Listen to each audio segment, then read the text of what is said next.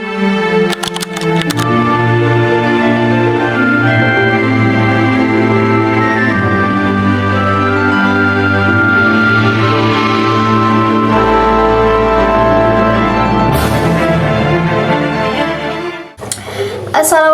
warahmatullahi wabarakatuh.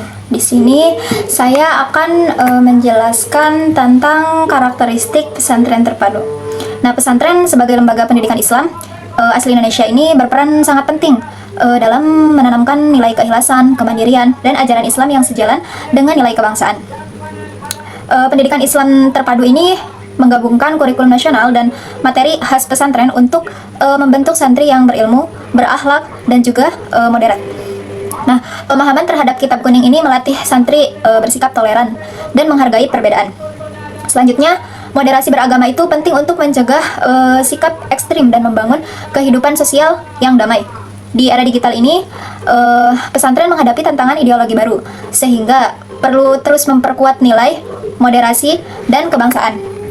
Pesantren terpadu ini berbasis moderasi beragama, diharapkan itu mampu untuk mencetak generasi yang berilmu, berakhlak, cinta tanah air, dan siap menghadapi tantangan zaman. Yang selanjutnya itu ada metodologi pembelajaran. Itu ada dua. Yang pertama metode tradisional. Nah, salah satu metode tradisional ini ada sorogan, ada wetonan, ada ceramah, ada muhawarah, ada hiwar, ada mudzakarah, ada majelis taklim, ada juga hafalan, ada juga muqaranah. Yang kedua ini ada metode kombinasi, yaitu mengingat perkembangan zaman atau mengadopsi metode pendidikan formal. Ada juga memadukan metode tradisional dengan metode formal. Mungkin itu saja materi yang bisa saya sampaikan. Selanjutnya akan disampaikan oleh anggota kelompok kami. Baik, selanjutnya saya akan menjelaskan tentang manajemen kesiswaan atau kesantrian. Nah, manajemen peserta didik yaitu pengelolaan kegiatan peserta didik dari awal sebelum masuk hingga akhir lembaga pendidikan. Manajemen kesiswaan dan manajemen kesantrian yaitu istilah yang hampir sama dalam pendidikan. Nah, tujuan dari manajemen kesiswaan atau kesantrian adalah untuk mengatur berbagai kegiatan siswa agar pembelajaran di pesantren terpadu itu dapat berjalan dengan lancar, tertib, teratur, dan agar tujuan pesantren terpadu dapat dicapai. Nah, oleh karena itu, manajemen kesiswaan atau kesantrian pendidikan Islam dapat dibagi menjadi tiga tahap dalam masa studi pesantren terpadu. Yang pertama itu penerimaan siswa baru, yang kedua proses pembelajaran, dan yang ketiga ada persiapan untuk kuliah atau kerja. Selanjutnya ada konsep dasar manajemen kepegawaian. Nah, manajemen kepegawaian itu merupakan serangkaian aktivitas yang meliputi perencanaan, pengorganisasian, penggerakan, dan pengawasan terhadap tenaga kerja dalam suatu lembaga pendidikan.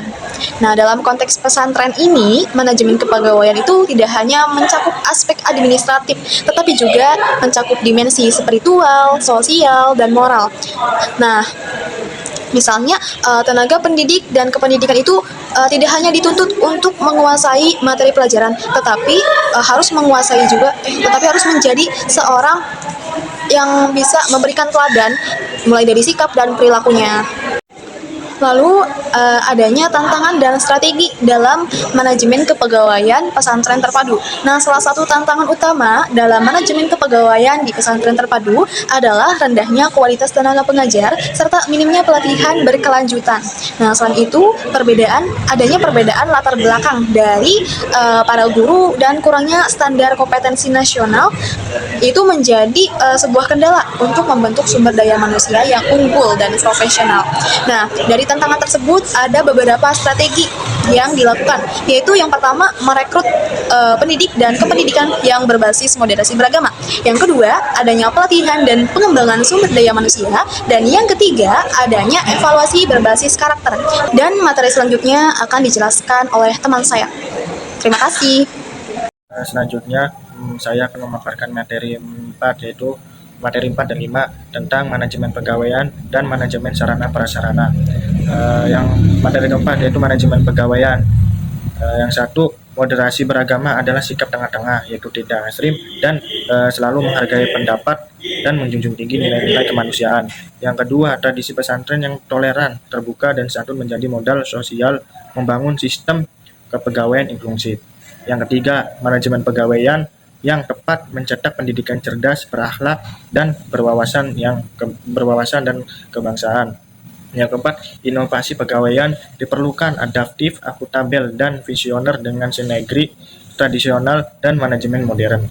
Yang terakhir yaitu peran strategis pesantren sebagai pusat pendidikan, karakter, dan membentuk masyarakat berilmu, beradab, dan beriman.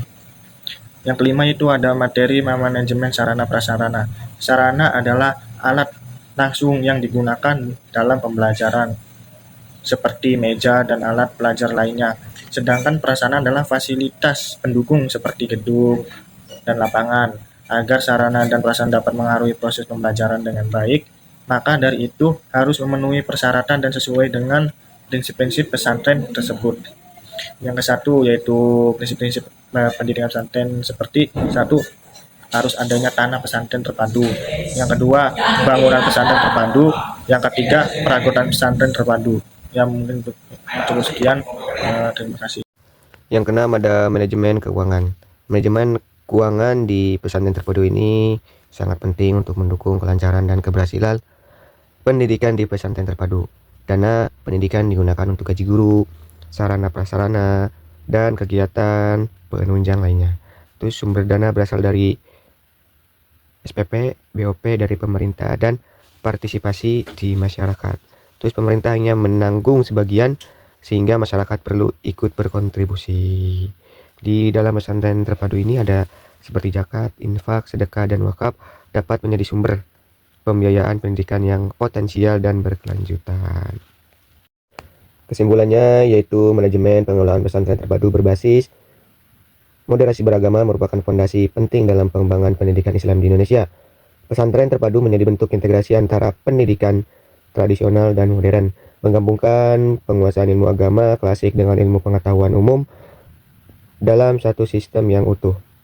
Melalui pendekatan pembelajaran yang seimbang antara metode tradisional dan modern, serta manajemen kesantrian, sumber daya manusia, sarana prasarana, dan keuangan yang terstruktur dan moderatif, pesantren terpadu berperan strategis dalam mencetak generasi muslim yang moderat, toleran, cakap, dan inklusif. Meskipun menghadapi berbagai tantangan, pengolahan yang adaptif dan inovatif menjadikan pesantren terpadu sebagai model pendidikan Islam yang mampu menjawab isu ekstremisme serta berpotensi menjadi pusat peradaban Islam yang damai dan berkemajuan di Indonesia.